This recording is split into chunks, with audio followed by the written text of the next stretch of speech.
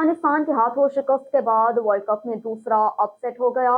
Netherlands نے جنوبی افریقہ کو 38 رن سے شکست دے دی۔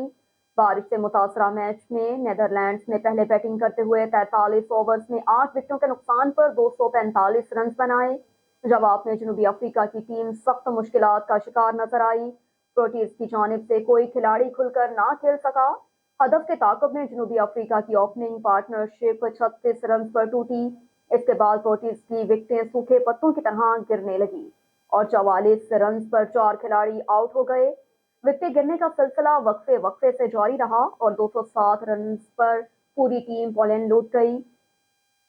ڈیوڈ ملر 43، ہنری کلاسن 28 اور گیرالڈ کونزے 22 رنز بنا کر نمایاں رہے۔ نیدرلینڈز کی جانب سے لوگن وین ڈی بیک نے 3، پال when Maken, re Olaf vendor مروے اور باس ڈی لیڈز نے 2 کھلاڑیوں کو آؤٹ کیا، جبکہ کولن ایکرمین نے 1 وکٹ حاصل کی۔